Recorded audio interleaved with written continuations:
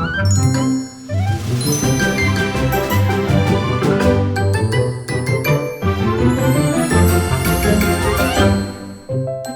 to the Disneyland Kids podcast, where we help you plan your vacation in 30 minutes or less. I don't know about you, but I sometimes like to unplug from social media. But I never want to miss a good Disneyland deal. Thankfully, members of our newsletter list get Disneyland deals right to their inbox. Subscribe now at DisneylandWithKids.info. On this episode, we are discussing the new Disney Genie, Genie Plus, and individual lightning lanes at Disneyland Park. I am Becca from This Crazy Adventure Called Life. And I'm Leslie from Trips with Tykes. Okay, Leslie, we had a total whirlwind last week. I mean, Monday, Disney announces that they're going to release Genie at Disneyland, but they only gave us 48 hours notice, which was crazy. But luckily, you and I had both thought it would be released on the 10th, and we had trips booked. It actually released a different day, but close enough. Yes, that's right. It actually released on the 8th, and it's really lucky that we hadn't bet on the 8th, Becca, because for anybody who's been following the Disneyland news, on that launch day, the whole system and the Disneyland app crashed for most of the day. So that certainly wasn't the day to have been testing it out, right? Right. Oh my goodness. Yes. So hopefully that doesn't happen again. And thankfully, like you said, we were there on the 10th.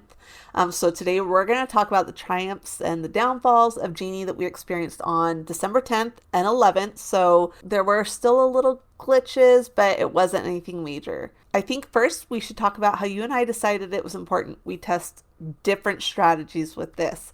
I decided I would use it like I would with my family that has young kids and a tween, but you were much more ambitious. Yeah, that's right. I was going for gold on this one. It was a fun opportunity. As folks know, I am all about hacking and maximizing my time really in the parks. So I decided my goal would be to ride every single Genie Plus attraction in a single day. And there's 19 of them. But I wasn't stopping there, Becca. My goal was also to ride some other attractions, but I did want to do it all at a pace that, say, like my 12-year-old, who's also pretty competitive with her ride count, that she could have kept up with me if she had been with me that day. Yeah, I don't want to give away yet if you accomplish this, but we will definitely cover that. I think a good way for us to go about this is there are kind of like 3 levels to Disney Genie, and we do have an earlier episode that covers a lot more of the basics, like a preview episode that people can go check out. But I figured the easiest or best way to do this is to go from the free stuff and go through to the paid features. Let's start with Disney Genie, the free planning tool inside the Disneyland app.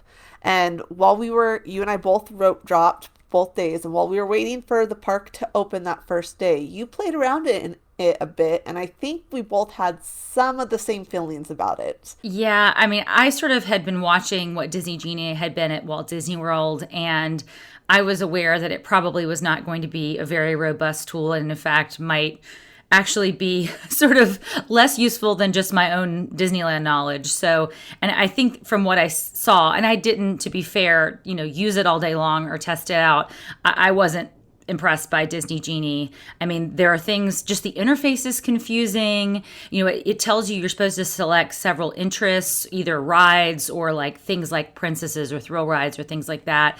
And it moves those interests to the top of what they call the tip board. And then that takes everything out of alphabetical order. It just was very confusing. And you and I mean, we're both pretty Disneyland app savvy. It just made things busy really quickly. And then it became discombobulated. What do you think? I agree. In fact, for a little while, we thought it had removed the option for Rise of the Resistance from you because you clicked that as an interest. And so when I scrolled my alphabetical list, I saw Rise of the Resistance and you didn't. And so I thought maybe that we found out that you were actually allied with the First Order or something. But no, it just moved it to the top and it did that. So it did. I mean, that could be useful for some people to have all those interests at the top of the list, but I think that's something that would be better to just be in the My Disney Day and leave that tip board in alphabetical order. So that's my personal opinion. Of course, others may feel differently. But let's talk about what it did for your planning. How what, let's talk about what we saw with as we looked at its initial plan for your day.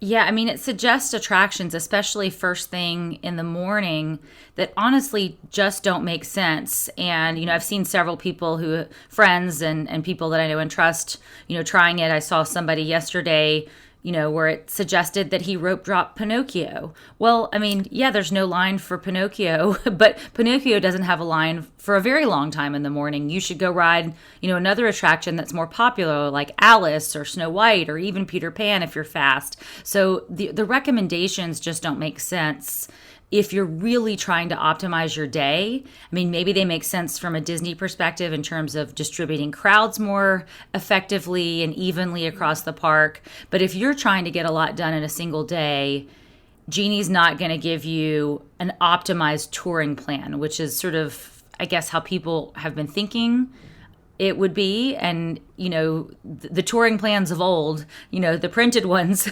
still probably work better.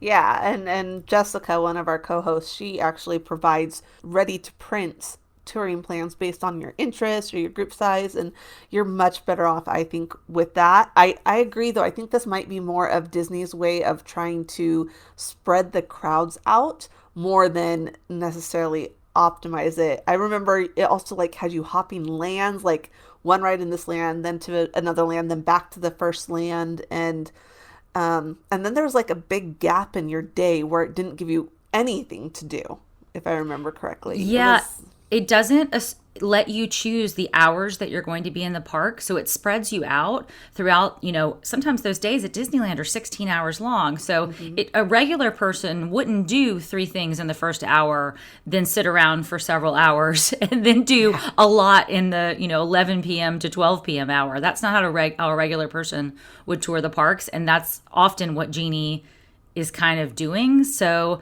I mean, honestly, Becca, I'm just kind of, at least for now, and at least until things get better optimized, I'm mostly ignoring the existence of Genie. Is that fair? Free Genie. Yeah, free. That's fair. And I'm going to tell you, so now Disney Genie and Genie Plus, they both utilize this tip board and My Disney Day. Can I tell you what my biggest pet peeve about the tip board and Disney Genie is? Please, please. It doesn't put you in the park that you're in. Yes. So on the day we started in California Adventure, it still always brought up Disneyland as the default park. I have my location enabled within the app. So if I were to go to like the normal map, with the little map icon, it will pull up about where I'm at and show me things right around me. But within the tip board, and it still starts me every time at Disneyland, no matter where I am. And I hate that. That is the silliest thing. That is something that is so easy for them to integrate. I mean, yeah. You have, not only do you have location, but you have reservations, so it knows where you're at. Yeah, at the very least, they should know if you have a reservation for DCA, you are going to be in DCA until at least 1 o'clock. Even if it's not using the GPS, would be even better, but it should at least use the reservation information. Yeah, it defaulted to Disneyland Park for me every time, and I started, one day, first day in Disneyland and second day at DCA. So, yeah, that needs to be changed. It definitely does. Okay, so one thing that was obvious about this was it was definitely a way to push the upsell. So the upsell obviously being Genie Plus. And once again, we covered the basics in a preview episode, and we'll link that down in the podcast show notes. But Genie Plus was touted as like the next generation of MaxPass. It's a paid access to the new Lightning Lane, which replaced the FastPass lane. It also, at Disneyland, includes PhotoPass. It is supposed to be this way to really maximize your time in the parks, which was your goal, was to hit all 19. So still not getting into the results of our touring. Let's talk about what we liked and didn't like about Genie Plus. Sure. So we should first mention it's $20 per person per day. So that's the same as what MaxPass was right at the time of the park's closures in 2020. But in terms of what I, didn't like, you and I both found it was really hard to find the button just to buy it if you know that you want it. And you're acting fast because you can't, if you already have park tickets, you can't add this on before your trip. You're scanning into a park, waiting to be scanned in at the turnstiles, and then you're opening your app right there by the train station and trying to buy it and get things moving for the day. And it was slow. It was hard to find. We were tabbing on a bunch of screens, right? Right. Like you had to actually like go into utilizing the Genie before you could get that button. And what's funny is Genie constantly pushed the upsell, right? Like even after you purchased it, which is another thing, it didn't acknowledge that you'd already purchased it. So you constantly still got that message. But why not just have that purchase Genie Plus button right there on the home page of your app when it opens up? Because so many people will already know, and some people like will just buy it because they see it, and so then you don't even Exactly. have to try. It's not a hard upsell that way. So that was very, very obnoxious. I agree. Yeah, I think this will change, Becca, because I noticed on that homepage right now, they have a button for virtual queues. Virtual queues are gone at Disneyland. Like it's like it hasn't been updated to reflect the new reality. So I'm hopeful that's coming in a couple of weeks that they'll make that looking better. I hope so. I hope so too. Okay, so now into the actual system itself. Let's talk about the big difference between lightning lanes and fast passes. One, of course, being that there is no longer a free version, which we'll get into when we talk about the cost efficiency. But the other one is you can only use the lightning lane on each ride once. Now you can ride it again standby, but you can only use it on each ride one time per day. That's So right. how Yeah, do you that's a feel about that? negative. That's a negative because, like I said, there's 19 attractions on Genie Plus, 12 in Disneyland Park, and 7 in California Adventure. But, not everybody wants to do all 12 of those. Like, for Yeah, example, we were there, in December on a really cold day. Not everybody's going to want to ride Splash Mountain. I And then you know. might, I and know then you you might have sat kids there who and aren't. debated if you were going to ride Grizzly or and Splash because of it Right. being wet. Right. And then you might have kids who don't hit the height requirement for a ride like Hmm. Indiana Jones. So that takes your number of eligible attractions down from 12 or down from 7 if you Yeah. can't repeat. So that's something that definitely is a negative, especially for folks who are going to be just in one park. They aren't park hopping. Yes, and it's also a negative because there are some rides where they are a different experience during the day than they are at night. It's a Small World Holiday is one that I specifically was thinking of during this trip, but you also have Incredicoaster. I feel that's a totally different ride experience in the day versus at night. And so there's several others, but it would be nice to be able to use it more than once. However, I will say that this is pretty standard at other theme parks, like where you purchase this and you only can use it on each ride one time. That's Um, true. That's true. so comparing that, it's not like some big surprise for people that are used to like Knott's Berry Farm or those type of places. And especially because this one is still way less in cost than those other parks. I will say that as well. Yeah, that's right. I've shelled out well over $100 for express passes at Universal, and Hmm. they can be much higher than that during busy season. So, it's all relative. That's right. Yeah. So getting back into the app part and Lightning Lane, this was a big pet peeve of mine too, as we'd already talked about how our tip board either is in alphabetical order completely or it puts your interests at the top and then everything else in alphabetical order. I hated that there was just no place to go to select what you wanted your next Lightning Lane to be. MaxPass, you'd put select MaxPass and then bring it up and then you'd click on which park and then it would only list those rides. Here you had to scroll through everything to get to those rides. And I feel like it's not such a big deal when you're waiting in a decent length line, but the one I had issue with was I got in the lightning lane for Indiana Jones, and within 2 steps into that building, you have lost your signal. And so then if you don't already have that next selection done, you got to wait. Yeah, I mean, the list of every attraction in the park, and it included like some fireworks and some shows and things like that too, as well. So it was a long list that you had to scroll through, especially in Disneyland, to find that next attraction that you wanted to book, and you were doing that, like you said, right after the scanners before you went into the ride building so you didn't lose your signal. And it was very busy. I mean, I did try to at least change out my top selection. I tried to sort of set my tip board to be like, okay, what's the ride I'm going to book next? So only one ride would be at the top of my tip board. But gosh, that was a lot of phone use. I don't think regular people are going to want to be doing that. I mean, I ended up also just kind of giving up on that at some point in the day and just scrolling, and it's a lot of scrolling, a lot of scrolling. I suppose the way to hopefully get around it would be just to select every lightning lane attraction you plan to do that day as an interest, and it would be at the top. But again, that takes time. And if you change your mind and have different plans, it's kind of obnoxious. So That's right. Yeah, it was too much. And then, like we talked about, there was the tip board and there was the My Day.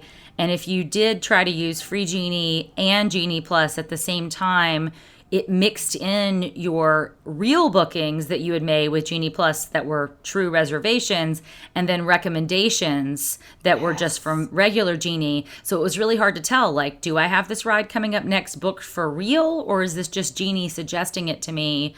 You had to kind of do a double take to make sure you knew what was coming up next. It was very confusing. I wanted to just turn off Genie, the regular Genie, and only see my Genie Plus. In fact, that's kind of what I did the second day, because I never turned on or optimized Genie on my second day. Yeah, and I did not optimize it on the first day, and I did on the second day, and then I just didn't follow what it said because it was ridiculous what it wanted me to do. So one other thing that drove me nuts is as you scrolled, it would still show the lightning lane. It would still say book this experience for something you'd already used the lightning lane on. And you would think that the system would be smart enough if everyone that's in the park that day on your account had already use that ride as a lightning lane, that it wouldn't put that book experience. It could put used or something, but it still had it book this experience, and you could go in and then it would tell you in there. So it was like extra taps, like to get there, and then it would say, oh, you've already used it here. So if you are someone that doesn't know you're only allowed to use it once, or if someone else in your group is, using your ticket to get them extra rides on something and you didn't know that, then you'll find out the hard way too. But that was just a little annoying that it would still tell me to book an experience with the lightning lane that I'd already used. Yeah, totally agree about that. That leads to some guest confusion for sure, especially if they remember MaxPass when they could book that attraction a second time. Yeah. So, and then I know there was one other challenge that you had, and this never happened to me. What happens when you have already scanned into the lightning lane for a ride, and then it goes down while you're in line? Okay, so I had rides go down before I scanned in, and that's fine. They give you a multiple experience pass, which we'll talk about in a bit. But I had already scanned in to Toy Story Midway Mania. And like literally right after I scanned in, I saw like one set of cars load and go. And I think you were actually on the ride while I was scanning in, because you said you had problems with it like breaking down in there. But they stopped running. And so they had no way for the cast members working the lightning lane entrance to give us a multiple experience pass so that we could come back. And now Disney Genie Plus has already said that we have utilized that and we can't do it again. The solution was send everyone to the nearest guest services kiosk, which is where normally if you use the DOS, you go and get your return times. There's a few throughout the park, and there's one across from Jesse's Critter Carousel, which is right next to Toy Story Mania, and that's where they sent us. But they didn't even have a good system set up for this, and it was taking at least 20 minutes per group to find a way to get these onto our accounts. And it got to the point where the ride had come back up before that, and I would still been standing in line for 40 minutes, and I said, this is not worth it to me.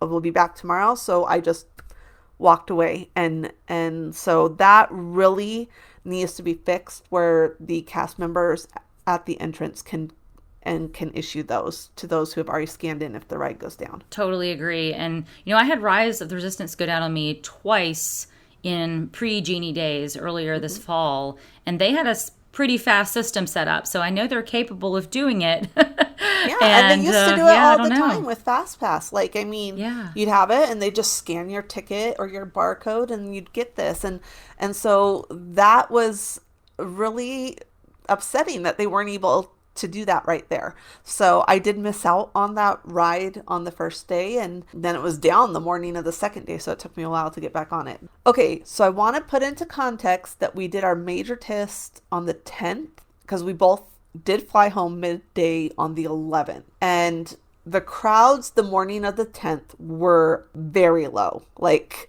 they picked up later in the day, but I really want to let people know as we get into our results with Genie Plus that we had that to our benefit. I think the real test is going to be over Christmas break. Jessica, our co-host, will be there, and she told us today, yes, they're going to try out Genie Plus. So I think that's going to be the real test, and I'm excited to find out what she discovers. But even with that, I think we can both agree it worked pretty well, right?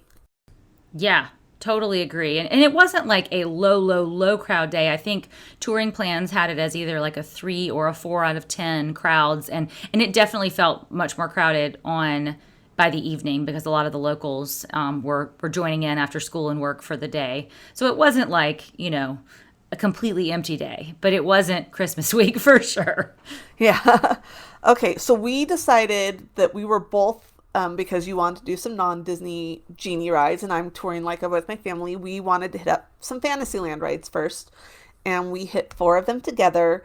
But before the parks even opened, I grabbed a Thunder Mountain return time, and it gave me 9:05, which we were like, that's kind of weird. Everything else is still right at 8 o'clock, but we rolled with it. And then you grabbed your first one when? Like, and what time and ride to give you? And I grabbed Indiana Jones, and I grabbed it for an 8 to 9 a.m. window. And that was my first strategy move. So we'll explain why I did that when we get to that ride. Even though we were going to Fantasyland first and trying to do 4 rides, I grabbed Indy right away. So let's talk about Fantasyland, because you already mentioned how, like, it told you to go Pinocchio, and we were like, no, that's not where you should go. What did we do? So Peter Pan was closed, but we were actually planning to skip it anyway, just because that's a tough rope drop. You have to be really, really fast. So we went to the other, probably next most popular ride, which is the reimagined Snow White. We walked right on. We were not the first people on the attraction, but we were close to it. Yeah. And then we went to Alice in Wonderland, and then we went to Dumbo, and then we finished up Fantasyland on Mr. Toad's Wild Ride. That is when we split up, and it was around 8:30 or 8:40. I opted to do Small World standby. I ended up walking on, had my own boat and everything, and like boats behind me were empty. But I did that because I wanted to save my lightning lane for nighttime. But you headed off and you began your quest to do all of the rides. So we'll loop back to me, but I want to know what your strategy was at this point. So my strategy was then to move on to rides in a way that made rough geographic sense, trying to sort of knock out a land at a time so I wasn't crisscrossing too much. Mm-hmm. So I went from Fantasyland straight to Jungle, which does not have Lightning Lane, is not a Genie Plus attraction. Waited maybe under 10 minutes for that, okay, and got to ride Jungle. And I was on Jungle at 9 o'clock. And if you'll remember, my Indiana Jones Lightning Lane expired at 9 o'clock. Mm-hmm. But this was exactly what I wanted. This was exactly how I hoped it was going to line up. Because at 9 o'clock, when your Lightning Lane expires, you're eligible to book another one. So I went ahead while I was sitting in the middle of the Jungle Cruise and booked for Haunted Mansion Holiday. When I got off of Jungle, I went straight to Indy because there's still a 15-minute grace period where I could still use that Indiana Jones Lightning Lane, and I did. I used it at 9:06, no problems. Cast member scanned me right in, it turned green, totally legit, and finished Indy, went to Pirates, also doesn't have Lightning Lane, so that was a standby fairly quickly. And that's when I was positioned perfectly to go to Haunted Mansion Holiday and redeem that second lightning lane. So this was really about sort of maximizing and stacking these attractions and going from, going to them instantaneously. I mean, most of the day we were able to get return times that were fairly instantaneous, Yes. 5 or 10 or maybe 15 minutes later for all but maybe a couple of the most popular rides in the afternoon.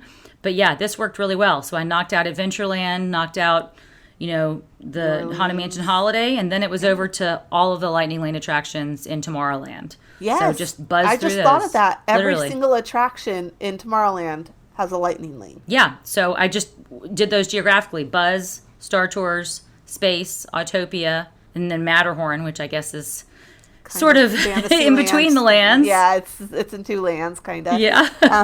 I noticed that Star Tours, even at noon, was still only a 5-minute walk on. So that's what I'm talking about when I say that we had low crowds on our side and we didn't necessarily need to use lightning lanes. But of course, you had set some rules for yourself that like you had to use and you end up, I think, changing the rules a little bit later. But at this point, you're like, yeah, I'm able to quickly get these return time, so I'm going to use lightning lane. So, okay, have we made it to lunch yet, or did you fit more in after lunch, or before lunch after the Matterhorn? After Matterhorn, then Small World Holiday, then Roger Rabbit, and then it was lunchtime. It was about 12:30 right then. Okay, so far, how much have you done? So at this point, at about 12:30, I had done 14 rides total, and that was 8 of the Genie Plus Lightning Lane attractions out of 19 of them. So it's 4.5 hours into the park's open 16 hours that day, and you've gotten already 14 rides done and 8 of the 19. That's really good. Okay, so I went, obviously, a different strategy because I was touring like I would with my children and my husband. I did the 4 rides with you in Fantasyland, and then I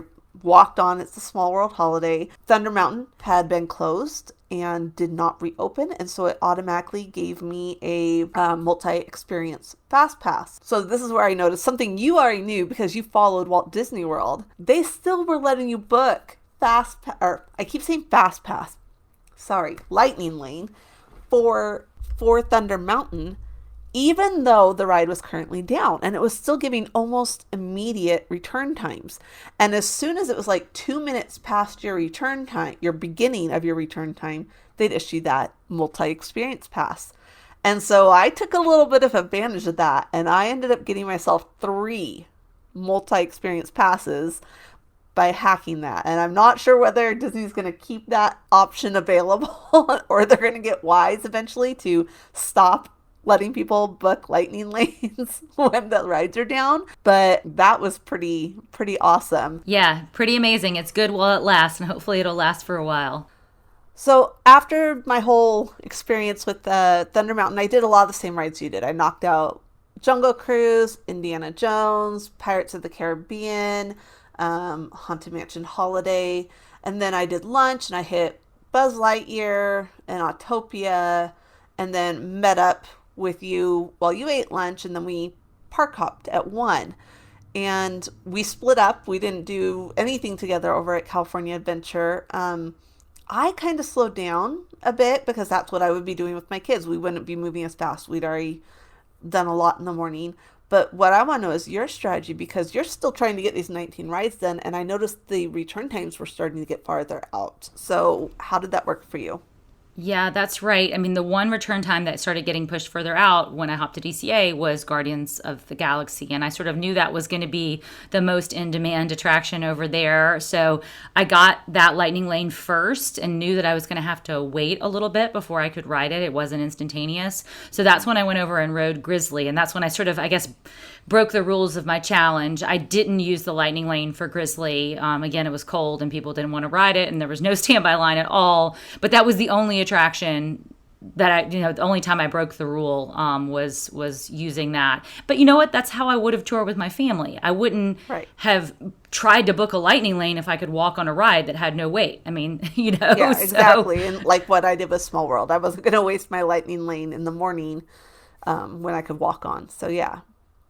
Exactly. So Guardians is really the only ride I had that problem for. I did have to wait a little bit for Toy Story as well. And that's when I sat down with a friend and had a drink, which was great. And I did slow down. I mean, I wasn't running, to and fro. And there are only 7 attractions in DCA, so it was possible to do that, and was really able to knock them out. I knocked out all of DCA except for Monsters Inc.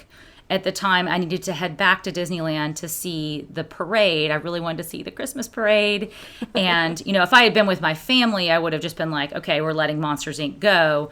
So I went to see the Christmas parade, and I did come back to DCA and hopped, again, to just knock out Monsters Inc. for the sake of the challenge. But, again, with my family, we would have been like, okay, we got 6 out of 7. We're good for the day. But then went back to Disneyland after having dinner at Carthay Circle Lounge with a friend at DCA, and that's where I finished my night. Okay, so let's reveal it now. Did you end up getting in all 19 Lightning Lane rides that are included with Genie Plus? I sure did. And I did Big Thunder and Millennium Falcon Smuggler's Run. Those were the last 2. I did those before the fireworks at 9 o'clock. And then I was saving Splash Mountain for later because I wanted that to be the last thing I did before I headed home for the night in case I got drenched and it was cold. So it was possible to have finished that. I finished it at 9:30, but I could have finished it much, much earlier. That's amazing. So what time did you actually leave the parks after this busy day? I left the parks right about 10, so that was fully 2 hours before park closing. So not a bad run, getting in 19 attractions, Genie Plus attractions, plus 7 more. I got in 6 that were not on Genie Plus. And I also didn't mention at DCA, I did the paid Lightning Lane for Radiator Springs Racers as well. So 7 additional attractions, plus a parade, plus fireworks, plus dinner, plus, drinks with a friend. It was great. Awesome. That's great. That's a really great day. And again, you did this at a pace that your 12-year-old could have kept up with. Now, probably not your son. He's 8, right? And he probably wouldn't have. Yeah. Yeah, he doesn't do a lot of the thrill rides, so it wouldn't have been his interest at all. But my 12-year-old, it would have been a dream come true day for her at Disneyland. So I want to hear how you finished out, Becca. So I ended up with 17 rides for the day. And that was with taking basically, when I ate my lunch, I went and looked at shops to counteract how long my kids would have taken to eat lunch. And then I ate dinner with a friend and her daughter, Kim from Getaway Today that we work with. So we sat there for a little while. I came back, had to maneuver around the parade that you were watching to get through the parks. And I left the parks at 6:30. So wow. Much earlier, and I still got that much done at a slower pace than you were doing because I wasn't trying to hack it quite as much. So it was still really good for that. So one thing I did notice is because I had saved my Lightning Lane for It's a Small World holiday to use at night because it's a different experience. You got all the lights and stuff. But by around 4:30, they start going really fast for the evening time. And so when I went to get one, it was already out to 10:30 at night, and this was around 6 p.m.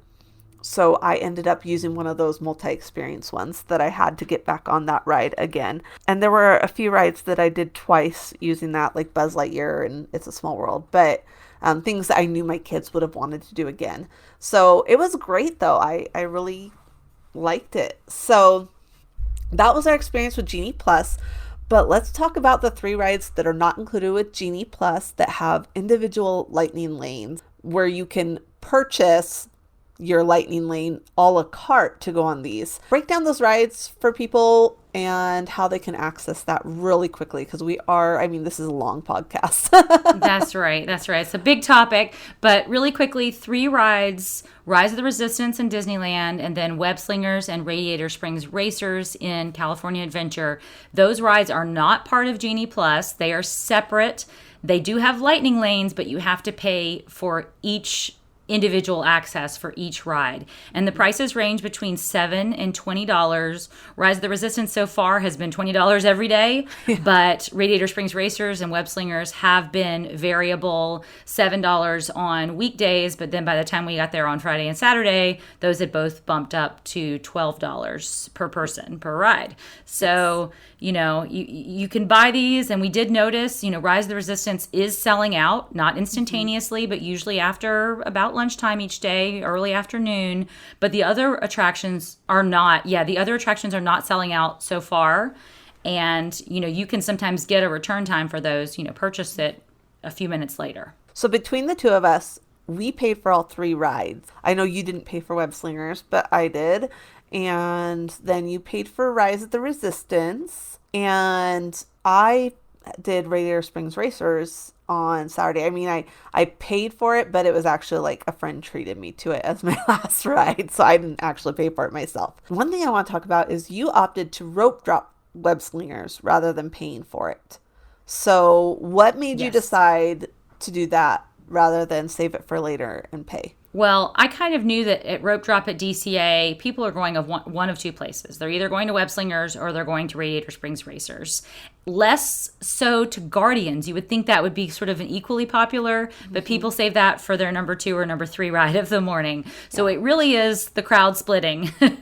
And, honestly, if you're right at the front of the Rope Drop, Avengers Campus entrance is right there. So that's that much less time that you're kind of jostling with people and trying to sort of get to the ride. And it's just because it's not fun being in that dash of people and, getting passed and getting bumped. And so actually I found it, in the grand scheme of things, a pretty pleasant experience as far as rope drop goes, which can be kind of chaotic. I thought it was a great strategy. And I still suspect that more people are headed towards Radiator Springs Racers. I still think it's a more popular attraction.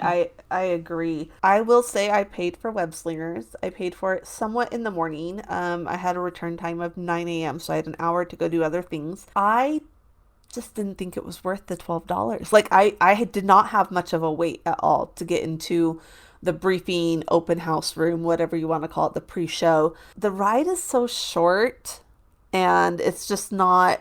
It's not that same level. Like, I feel like, personally, Guardians is a better ride to pay for than Web Slingers.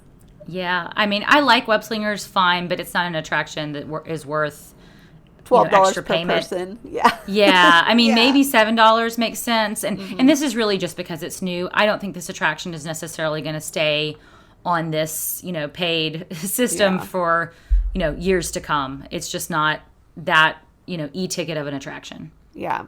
I did notice later in the day when I walked past there that the lightning lane was actually very long, whereas I had been able to just walk in around 9:05. It was out past where you scan into the lightning lane, which I had not seen yet. So it did get busier later in the day. So I really do think even if you're going to pay for it, an earlier or later, like not the middle of the day is a better strategy, or just walking on like you did in the morning. But don't try and do it around noon, because the line around noon was pretty long for the lightning lane there. Yeah, important tip. Radiator Springs Racers, let's talk about that one, because this is one that has a free option for skipping the line. That's right. As long Single as rider. as long as everyone's you're 7 or older and you don't mind being in different cars. Single rider. And then there's the paid lightning lane, and I noticed that single riders were getting on a lot faster than I did with my paid lightning lane. Yep. Now, this isn't always the case. Sometimes in the middle of the afternoon, that single rider line, can get very, very long. Or in the evenings when a lot of locals come, that's what they use. Mm-hmm. So you kind of do have to watch and wait. But I paid for the lightning lane just to test it out, and I got on pretty quickly with that one. But I mean, it didn't make sense for me as a solo person. I was doing it for the sake of, doing it like a real family would do it. But single rider, that's a great option, especially for folks who have, little kids, babies and toddlers, and only the parents are going to ride, because, that's what you should use. Everyone knows you and I once debated if MaxPass was worth it. And I was not against MaxPass, but I was very much into making sure people knew that were other options. And that was because we still had a free fast pass option. But now there isn't a free option. So let's talk about cost, if it's worth it, who should be purchasing this, all that good stuff. And I'm going to let you start because I'm pretty sure you're pretty gung ho with it. Yeah, I mean, I love MaxPass. I would say this isn't quite as good as MaxPass. I mean, especially that only getting to do an attraction once per day. That's a negative. It's not quite as good, but I mean, it's very, very worth it to a family like mine with a 12-year-old, an 8-year-old who will ride some, but not every thrill ride. You know, we want to maximize our day. Our most valuable commodity as a family right now is time. We don't get to take very long Disneyland trips. So when we're there, we want to hit the ground running. We want to do a lot and see a lot. So for a family like ours, you know, we come down from Northern California for usually just a weekend. It makes all the sense in the world. Yeah. But, you know, not every family tours that way. And yours is one of them. So what do you think? I think, so what I'm telling people my suggestion is to not purchase it ahead. So like right now, if you already have park reservations, definitely don't, because you'd have to cancel your reservations, get a new ticket, blah, blah, blah. But if you're purchasing tickets in the future and you're not sure your touring style, just purchase it right as you walk in. It's the same price and stuff, because honestly, I don't feel like we needed it Friday morning. Like we were able to basically walk on almost everything anyways, with the exception of, I think, Indiana Jones. So my suggestion is to see what you can do without it. And then you can purchase it even midday if you decide, okay, we're ready to start doing these things and we don't want to wait. You can purchase it in the app pretty quickly and start utilizing it. I feel that those that need to utilize the disability access service, that's still going to be your best bet. If you you can use them together, as far as we know. That's still, like, for at least for my family, a 1 hour return time is really hard with our kids that are special needs. So that still leans me to more favoring the DOS or DAS, however you want to say it. So definitely just research and know your options. And I would never tell you to buy it if it's going to make you give up something you really want to do. Like if you really want to do a character meal, but it's between a character meal and Genie Plus, I wouldn't suggest you buy Genie Plus personally. So maybe buy it for one day or something. Yeah, people value different things and tour very differently. And, you know, it's certainly not in the budget for most people, certainly not for every day. But, you know, if it is in the budget, maybe for one day, make that the day you hit rides really hard and you don't schedule the sit down meal and you don't spend all the time, you know, seeing characters or watching the parade. You know, I mean, you can get some maximum value out of it if you just think smartly about what day you're going to use it and all of that. And I would also suggest having one day be your Genie Plus day, and then another day is, this is the day we're going to buy Rise of the Resistance, because that's also $20 per person. I just want to check on that really quick. Now, I know Kim from Getaway Today said that was really worth it, the $20. How did you feel about it? It was. Okay. I mean, I went straight into that ride, and it was the last ride I was doing before I headed to the airport, so I needed it to go fast because I had to catch an Uber, and it did. I mean, I was basically in that first, you know, viewing room, showroom with Ray. I was seeing that within 4 minutes of scanning into the scanners. Okay.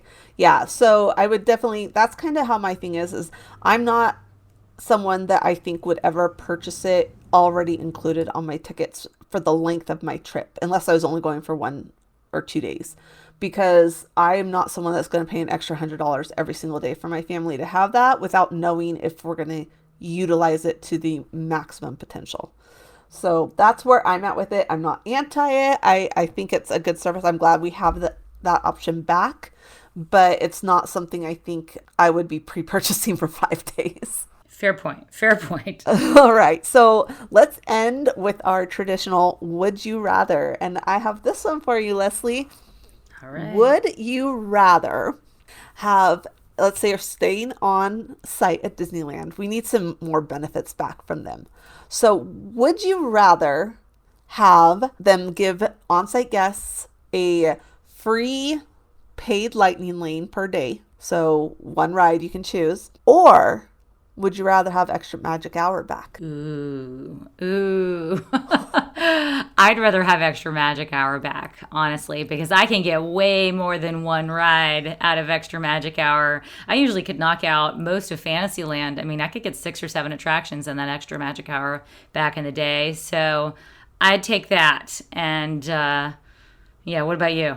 I would also take extra magic hour. You can just get so much done, and the and it's worth more to me than one ride. I can pay for the one ride or, whatever. But yeah, I totally agree. We need that extra magic hour back, and hopefully Disney listens to us and does so. That's all we have time for today. In fact, we went way over, but that's okay. It was a lot to discuss. You've been listening to Leslie and Becca give our tips and tricks and review of Disney Genie at Disneyland, and we will see you real soon.